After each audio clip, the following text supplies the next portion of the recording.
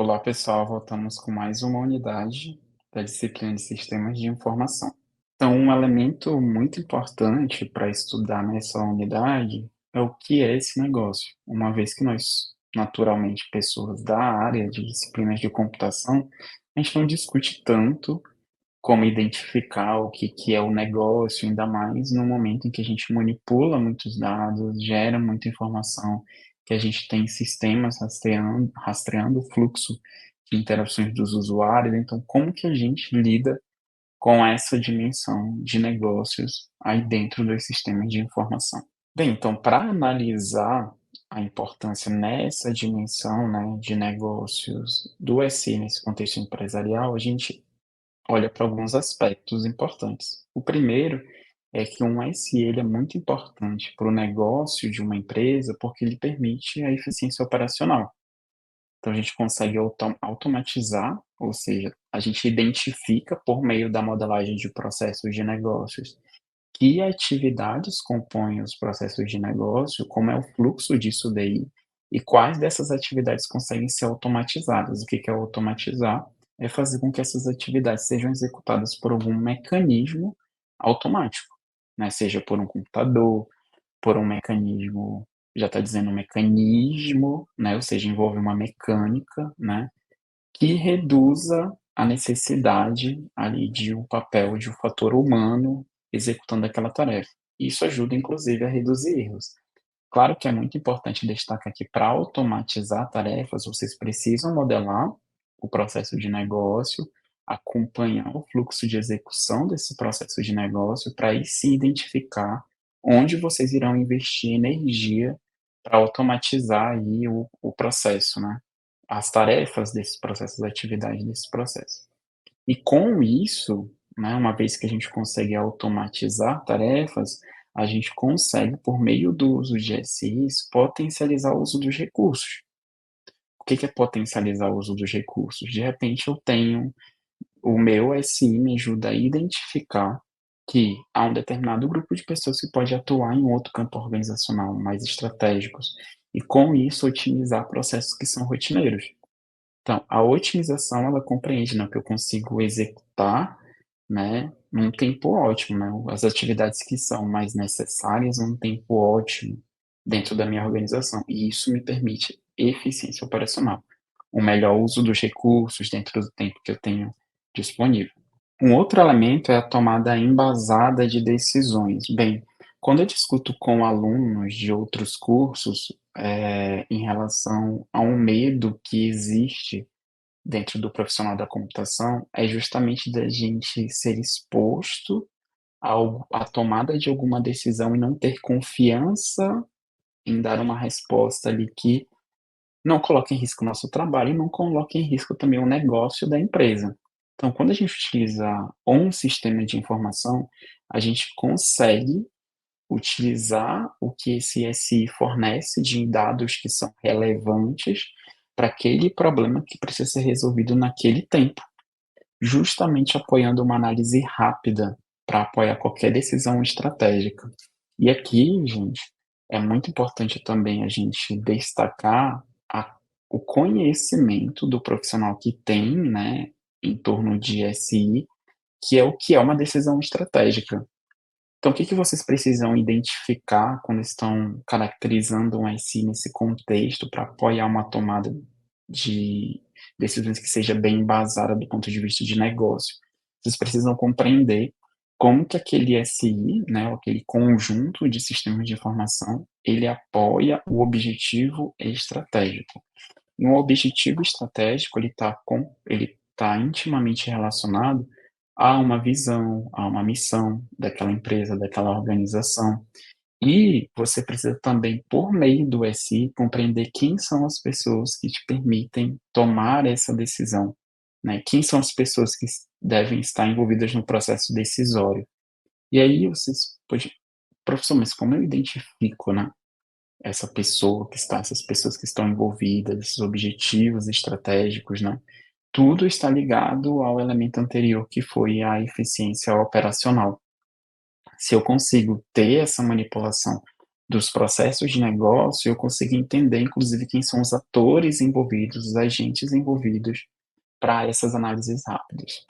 Um outro elemento muito importante é a integração empresarial. Então, hoje, há uma discussão, dentro das organizações que produzem, né, ou produzem sistemas, né, baseados em software, ou entregam, né, fornecem serviços em torno do software, que é como conectar o conhecimento, por exemplo, existente entre as várias áreas, entre os vários departamentos de sua organização. Então vai que eu tenho um recurso que ele é um especialista, uma pessoa que ela é especialista num determinado domínio, e eu tenho um projeto que vai entrar, que esse projeto precisa de uma pessoa que com esse perfil que eu já tenho na organização, certo? E aí eu não tenho visão, eu não tenho um sistema de informação que me ajuda nisso. O que que acontece? Eu vou investir num processo de recrutamento, de seleção, de treinamento para um projeto que precisava de urgência de aprovação, de estudo de viabilidade. Então, quando eu tenho essa conexão entre os departamentos, eu consigo promover essa gestão do conhecimento, dos recursos, das pessoas, por meio desse monitoramento dos fluxos, né, do processo de negócio que me permite essa integração. Vocês podem hoje também, quem se interessar mais de como esses elementos acontecem em torno das organizações das empresas, de forma a ser apoiadas pelo paradigma, pela área de sistema de informação, vocês vão ver o contexto de comunidades internas de desenvolvedores, de times de relações entre desenvolvedores, vocês vão ver a dinâmica de ecossistemas de desenvolvedores ou ecossistemas de software, né? Ecossistemas de negócio, business ecosystem, que permitem estudar esse dinamismo e esse fluxo, né, das relações, das dinâmicas de poder, né, das dinâmicas de influência entre os departamentos organizacionais. E é muito interessante comentar que isso vai tangenciar o próximo tópico, que é o fluxo eficiente de informações, que quando você trabalha para ter essa conexão entre os atores, é que eu vou chamar os atores envolvidos dentro da sua organização, ou atores internos, né, eu quero que vocês compreendam aqui como atores internos, do ponto de vista de negócio, aqueles que possuem contrato. Se for aqui um Brasil, um contrato, um PJ, um CLT, exemplo, tá? A gente vai pegar esse ambiente mais empresarial, que eles possuem essa ligação com aquela organização, uma ligação contratual.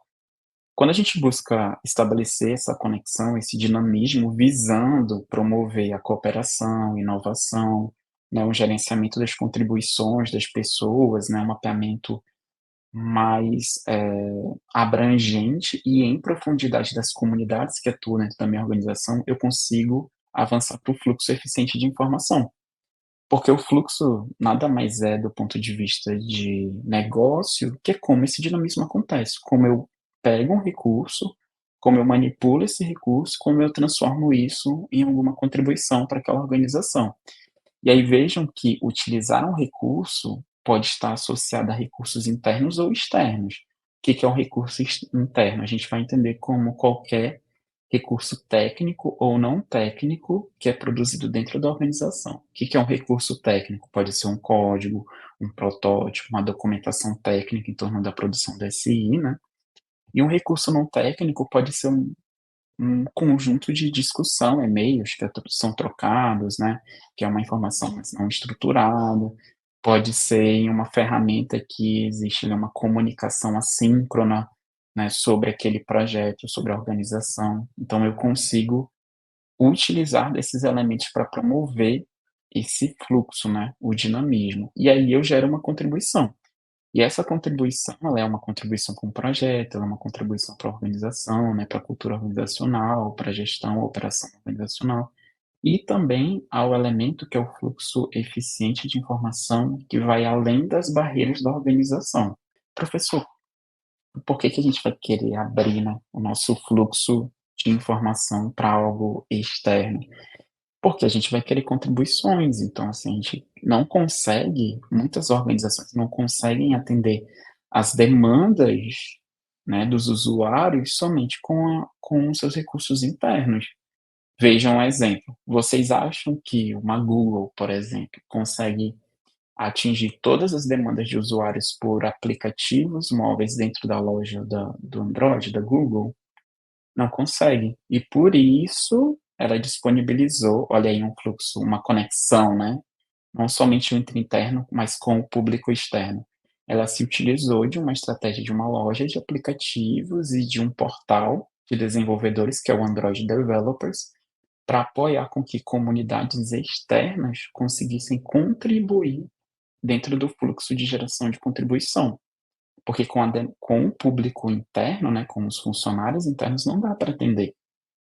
Até mesmo uma questão cultural, por exemplo, nem todos os funcionários, apesar de haver uma diversidade de países e culturas dentro de organizações que são multinacionais, eh, nem todas essas organizações compreendem um grupo cultural, né, uma amostragem, alta de pessoas que vão atingir determinados produtos para um determinado país. Então, por isso que essas organizações, elas se dividem, por exemplo, eu tenho a Google, que é a global, e eu tenho as locais ou subsidiárias ali, né, então eu tenho ali no Brasil, Índia, enfim, não lembro agora aqui onde tem Google, estou dando um exemplo, Estados Unidos, né, enfim, outros lugares e algum espaço da Europa, para que a cultura, né, local ela também seja preservada dentro desse fluxo de informação. Aí vocês poderiam até perguntar: "Mas professor, então dessa forma eles conseguiriam atingir no aspecto cultural esse fluxo mais eficiente do que tem que ser entregue de produtos, né, para esses locais?". Não, porque mesmo vamos pegar o país, o Brasil. Nosso país é de uma proporção continental. Então, por isso que eles fazem estratégias de conexões com essas comunidades, para eles conseguirem atingir as demandas. Então, quando existe uma necessidade própria de uma atualização, de modificação de plataforma para o nosso país, isso também é apoiado pela comunidade. Professor, o senhor falou de comunidades desenvolvedoras, mas não existe algum fluxo de informação que seja um pouco mais próximo, né, ali da própria Google? Então a Google fornece um sistema operacional que é Android. E a gente pode pegar uma outra dinâmica de conexão entre um departamento que é interno, que aí já não vai ser nem departamento, vai ser conexão entre empresas, alianças, né, que é, por exemplo, a Google com Motorola, com Android, né, que são fornecedores de dispositivos, né, a Samsung. Então aí eles fazem um mecanismo que tem uma aliança, certo, para conseguir atender ali a disponibilização, né, entre um dispositivo, que é o celular, né, ou qualquer um outro dispositivo, um relógio inteligente, um tablet ou até mesmo computadores que rodam SO, e também essa customização do SO para esses dispositivos. Então, isso é uma conexão também externa, que é muito importante, aí pautada pelo conceito de sistemas de informação. E para a gente conseguir identificar como são esses fluxos de informação, a gente precisa identificar esses processos de negócio e estratégias organizacionais. Isso é muito interessante porque nos põe, enquanto pessoas que conhecem sistemas de informação, justamente no sistema de informação como meio para compreender a dinâmica organizacional, certo? Justamente compreender esse conjunto de atividades que são interrelacionadas, que vão transformar insumos em produtos ou serviços de valor, certo? Então, todo esse dinamismo do que eu falei de vocês de ecossistemas, de alianças, né, de interações com comunidades, as comunidades internas, as comunidades externas à organização, são processos e estratégias organizacionais para favorecer eficiência operacional e adaptação de mudanças. E aí a gente traz aqui de novo a eficiência operacional, porque é muito importante conhecer desse conjunto de atividades interrelacionadas entre produtos e serviços, uma vez que a gente precisa fazer o alinhamento eficaz desses processos estratégicos e eliminar redundâncias e gargalos. Então, quando vocês mapeiam esses processos e as estratégias organizacionais, vocês também têm que monitorá-los para eliminar as possíveis redundâncias e gargalos existentes na tua organização. Comunicar também. Um outro elemento muito importante que vem desses dinamismos em torno de si é a adaptação à mudança.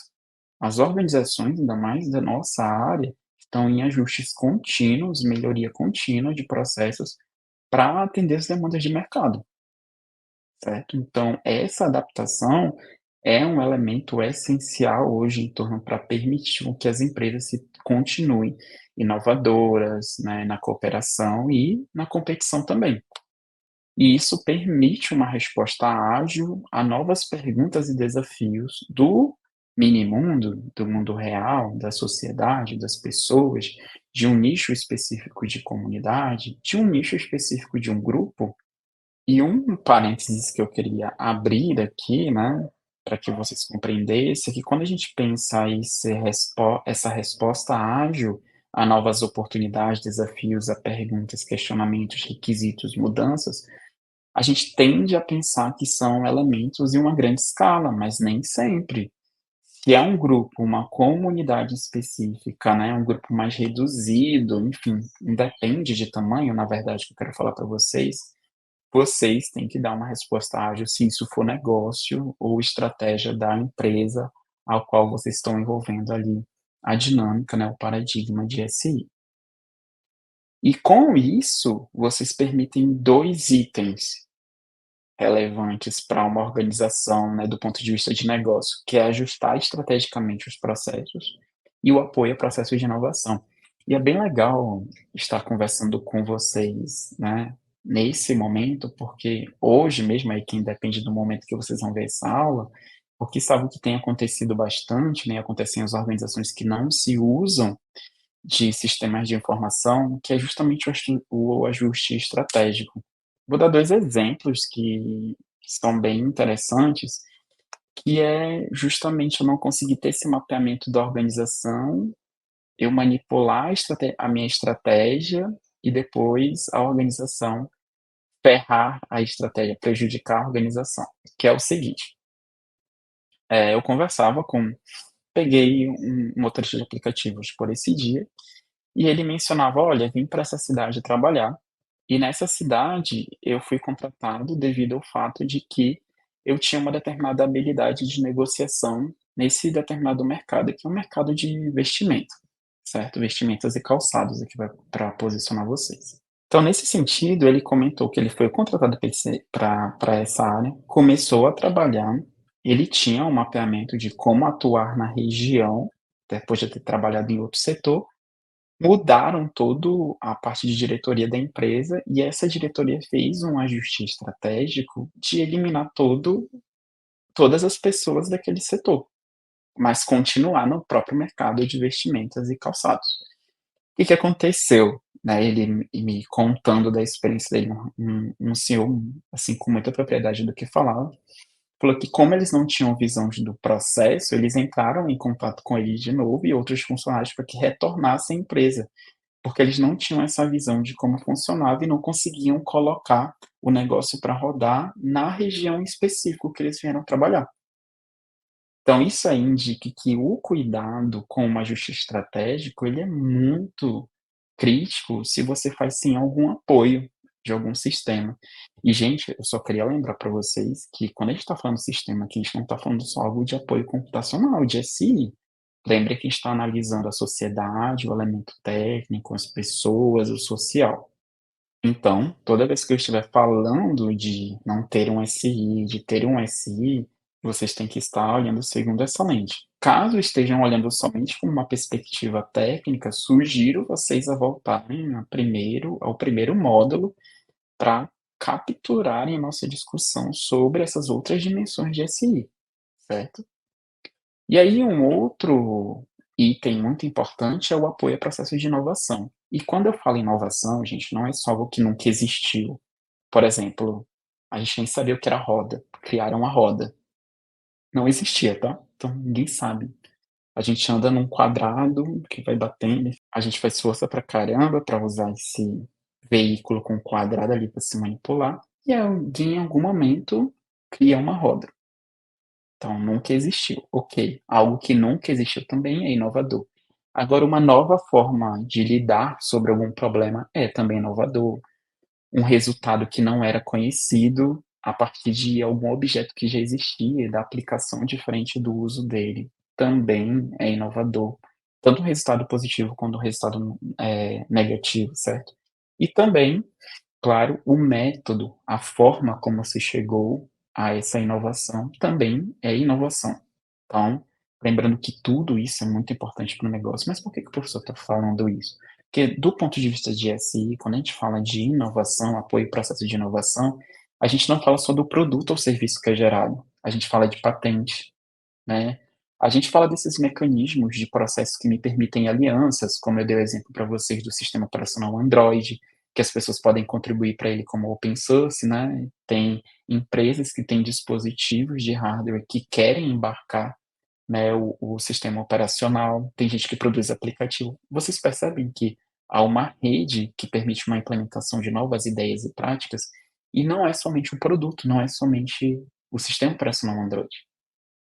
É tudo que está ao redor dele que pode ser gerado, patente.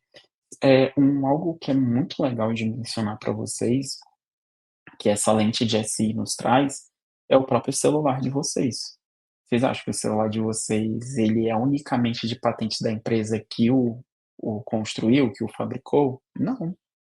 Então tem uma patente de câmera, tem uma patente da forma de interação de gestos na tela, tem patente que pode ser de uma outra empresa que é do botãozinho do meio. Então, assim, o próprio celular, o próprio produto, né, o próprio dispositivo, ele é permeado de processos ali que estão em torno de estratégias organizacionais, né, em torno quando a gente olha esse sistema da informação, esse impacto que a gente gera. E quando a gente fala justamente dos modelos de negócio e inovação, a definição de modelo de negócio é tudo aquilo que descreve a forma como a empresa cria, entrega e captura valor. E o que é valor? Bem, provavelmente a primeira coisa que vem na cabeça de vocês é que valor é dinheiro, né. Nossa, isso aqui tem valor. Não, gente, valor pode ser um valor emocional, pode ser um valor associado a uma marca, pode ser um valor emocional que eu diga assim: "Olha, eu uso esse celular porque alguém da minha família que eu gostava muito utilizava, também me traz boas memórias". Pode ser o valor monetário, né, pode ser o valor de uma experiência, né, pode ser um valor de conhecimento. Então, é uma forma como a empresa vai te criar, entregar e capturar valor. Não vou fazer eu fico trazendo aqui alguns exemplos, né, mas é para vocês perceberem o quanto que as marcas influenciam, né, assim, até em torno das aplicações que a gente usa. Então, tem gente que usa um determinado aplicativo de motoristas, né, para se transportar, porque transmite mais confiança. Então, gente, isso aqui é para abrir a mente de vocês que valor não é somente o dinheiro que alguém paga, né. E por isso que eu citei esses exemplos, ou se vocês associarem por que que vocês selecionam um celular, uma marca a outra, ou um sistema operacional ao outro, certo. Então, essas são as estruturas que as organizações hoje que produzem software ou entregam serviços se preocupam. E quando a gente modela a partir do paradigma de SI ou da área de SI os modelos de negócio, é porque a gente quer entender como a empresa cria, entrega e captura valor. Para quem se interessar mais sobre essa área e quiser entender mais sobre isso na perspectiva de sistema de informação, existem, livros, né, existem artigos sobre redes ou cadeias de fornecimento de valor. Tá, então isso é algo que as pessoas utilizam diversos mecanismos de modelagem, além da modelagem de processos de negócio, anotação de modelagem de processos de negócio, para identificar valor, só o valor, tá. E aí tem muita discussão sobre retorno sobre investimento, por exemplo. E dentro do modelo de negócios, é muito importante que a gente discuta realmente a prioridade que a inovação tem no modelo, porque com a inovação, a partir do discurso que a gente fez anteriormente, é que a empresa consegue se destacar no mercado e superar a concorrência. E quando eu falo de superar a concorrência, não falo inicialmente só de estabelecer um mecanismo competitivo, mas também de se tornar tão fundamental que as outras empresas busquem formar alianças com essa que tem um determinado destaque. E esses modelos de negócio que são inovadores, e aí que capturem toda a discussão que eu fiz sobre o que é inovação, vão resultar em vantagens competitivas que são duradouras, tá. Então, tem o próprio caso da Apple, por exemplo, que contratou um dos diretores, um dos funcionários que trabalhava, que tinha mais conhecimento sobre a área das câmeras da Nokia, por exemplo. Então vejam que é uma vantagem competitiva que torna até a pessoa, né, assim, o impacto do SI na sociedade, né, então torna até a pessoa mais competitiva dentro do mercado, e aquele negócio ser muito importante. Então vejam que eu estou trazendo aqui exemplo de celulares, são exemplos próximos de nós. Então, por exemplo, quando o celular começou a ter uma tela colorida, né, quando a gente começou a fazer interação, né, numa tela completamente ali tátil, certo? Quando a gente começou a ter câmeras muito boas, né, com uma qualidade boa, som, acesso a determinados aplicativos que só alguns celulares tinham, e aí você ia comprar o celular porque tem aquele aplicativo. Então vejam o quanto que isso gera de vantagem competitiva duradoura, né. Por isso que hoje, né, até Android e Apple se destacam muito nesse mercado. Esse elemento dentro da perspectiva de si está conectado a objetivos estratégicos que contêm a inovação como parte dos objetivos estratégicos. E aí é indicado com que essa área de SI apoie a organização a explorar diferentes estratégias. E quando se fala em explorar, eu estou falando em identificar quais são os fatores ao redor dessas estratégias, como elas são executadas, planejadas, monitoradas, né, compará-las.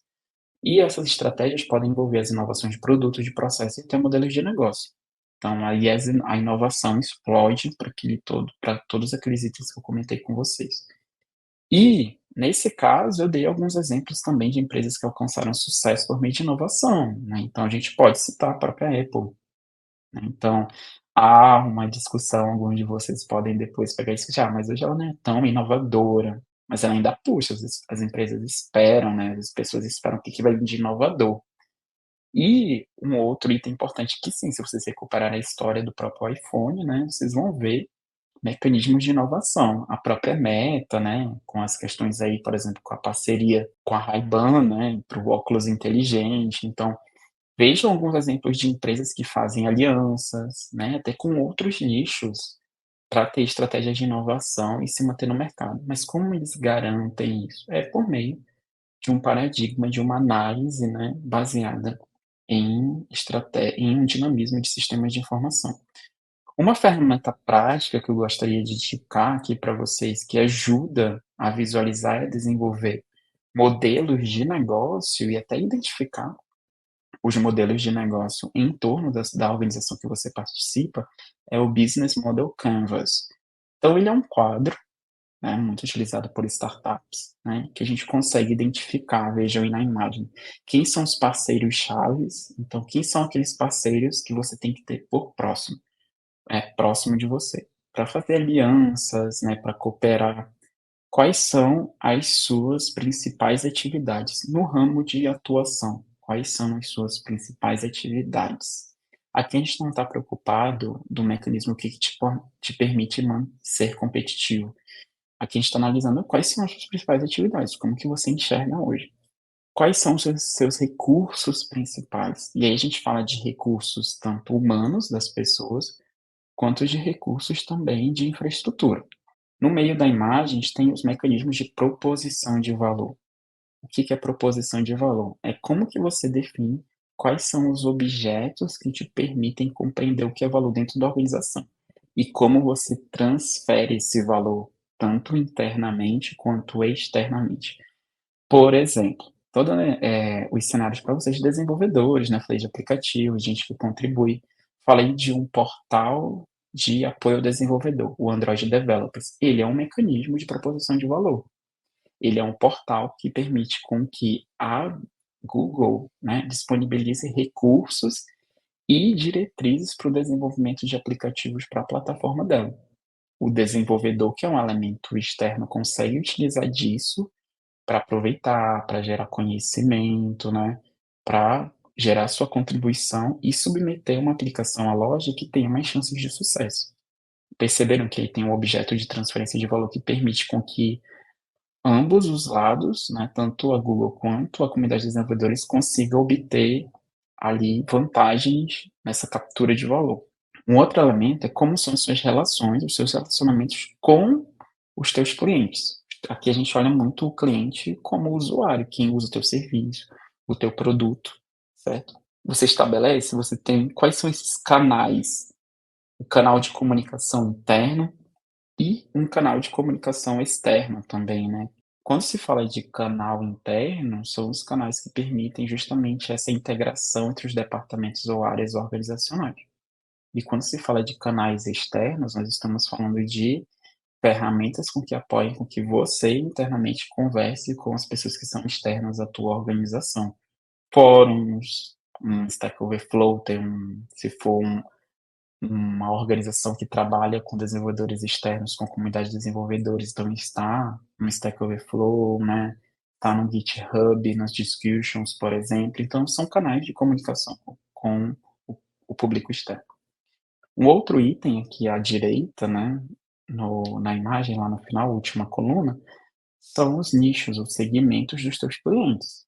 Então você pode ter um único nicho, eu trabalho no SI que é para o mercado de aviação, para o setor de aviação.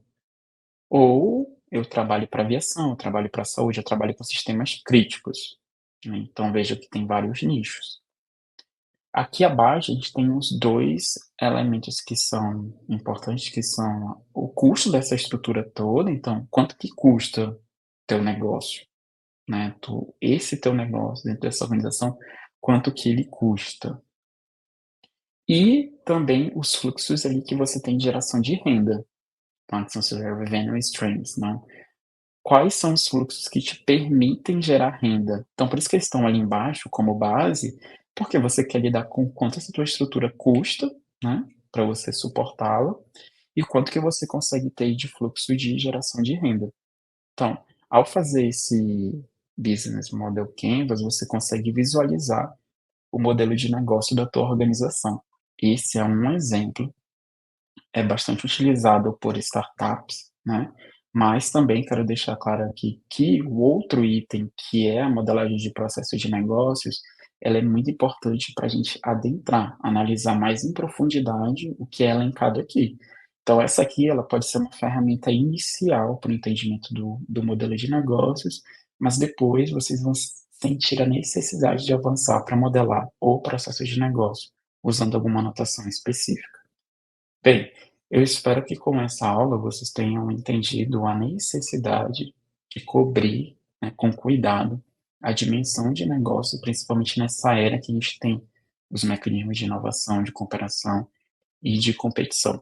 Então, eu também indico para vocês que voltem, né, se possível, às unidades iniciais para fazer essa comparação entre os conteúdos, né, para ver o que vocês firmaram, principalmente na conexão entre a dimensão de negócios, que forma aquela tríade de sistema de informação, com análise e modelos de negócio organizacionais. Então, agradeço, desejo uma boa continuidade de curso e até mais.